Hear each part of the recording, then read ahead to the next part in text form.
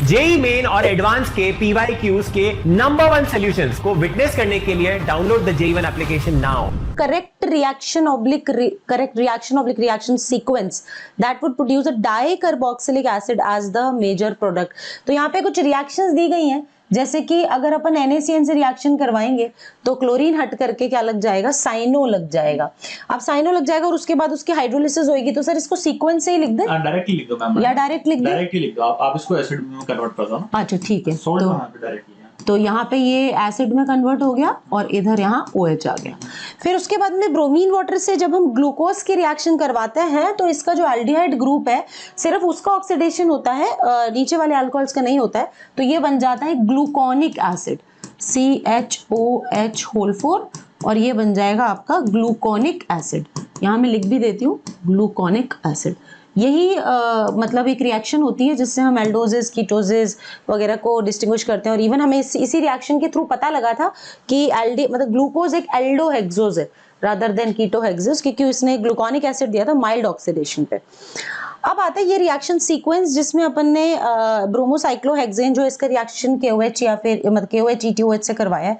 तो सबसे पहले इसमें बन जाएगी, इसका तो सर सीक्वेंस ही कंप्लीट कर देते हैं। तो एल्कोहलिक KOH हो गया ना, एलिमिनेशन करा दिया, एलिमिनेशन करा दिया, फिर आपने यहाँ से तोड़ दिया, साइक्लोहेक्सीन बन गया। अब इसका जो फर्दर रिएक्शन हम कराएंगे KMnO4 H2SO4 हीट, ये NCERT का ही इक्वेशन है पर इन्होंने टेक्स्ट में नहीं दिया हुआ, तो एग्जांपल में इंडिकेटेड है। तो NCERT पढ़ना बहुत जरूरी है। KMnO4 H2SO4 हीट, तो ये हो जाएगा हमारा एडिपिक एसिड बनेगा सर।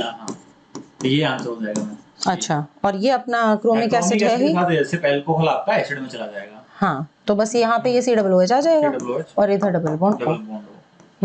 तो ये इन्होंने पूछा था dicarboxylic as the major product, तो डाइकार्बोक्सिलिक तो C में बन रहा है।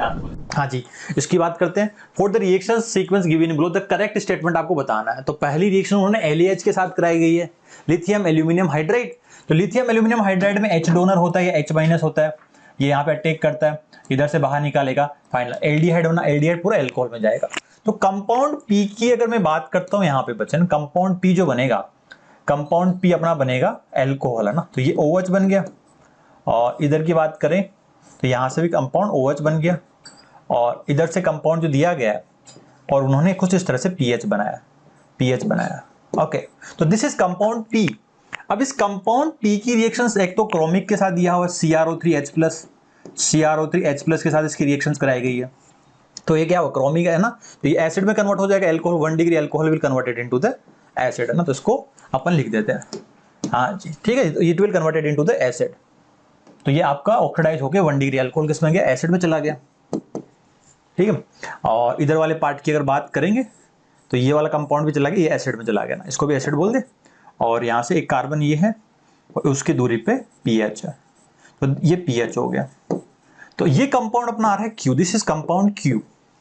अब कंपाउंड Q की रिएक्शंस आपका यहाँ पे डीकार्बोक्सिलेशन कराया जा रहा है, NaOH और क्या ना कैल्शियम ऑक्साइड के साथ डीकार्बोक्सिलेशन कराया जा रहा है। तो यहाँ से आपका एल्केन बन जाएगा ना। तो इधर जो कंपाउंड बनेगा बच्चे, इस केस में इसमें जो कंपाउंड बनेगा ये है, ये मिथाइल और चलो इसे तो बनाने की जरूरत नहीं है अलग से, इसको स्टीरियोकेमिस्ट्री तो लॉस्ट हो जाएगी क्योंकि, और ये PH इस तरह से, दिस इज कंपाउंड R, ये कंपाउंड R आ गया। ओके, अब अपन बात करते हैं यहाँ से H+ के साथ उन्होंने हीट किया गया। तो ये H+ और हीटिंग जब करा रहा है ना बच्चे, तो कौन सी रिएक्शंस होगी, एलिमिनेशन रिएक्शंस होगी। आपका 1 डिग्री बनाया आपने, इसको 1 डिग्री बनाया, सपोज यहाँ से ना कार्बोकेटाइन बनाया, उसको रीअरेंज करा के यहाँ पे गया। अगर आप डबल बॉन्ड ये भी बनाते हो सपोज है ना, कोई बोले कि सर मैं तो डबल बॉन्ड यहाँ से भी रीअरेंज करके अगर बनाते हो तो ओके, तो ये वाला कंपाउंड देखो, ये कार्बोकेटाइन यहाँ पे बनाया, 1 डिग्री से 2 डिग्री में कन्वर्ट हुआ, 2 डिग्री से 3 डिग्री में।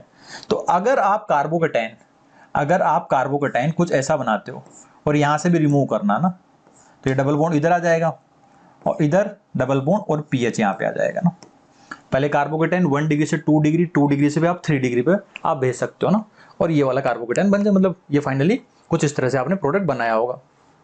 ओके, तो दिस इज कंपाउंड S। तो ये कंपाउंड आपका S है।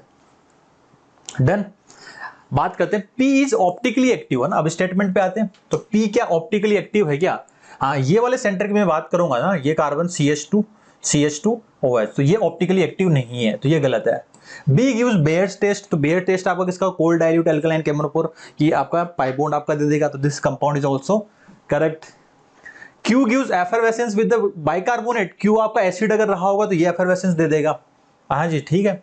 R is an alkyne, R आपका एल्काइन है नहीं, R एक एल्केन है, ठीक है, ये वाला पार्ट बाहर वाला एल्केन है ना, तो ये आपका गलत हो, तो answer will be the B and C for this one, तो बी एंड सी आपका आंसर हो जाएगा इसके लिए, ठीक है जी, B and C is answer for this one. Thank you so much for watching our solution. I hope आपको अच्छा लगा और ऐसे और भी सोल्यूशंस आप देखते रहिए, मेहनत करते रहिए, क्योंकि JEE Ones today, IITians tomorrow.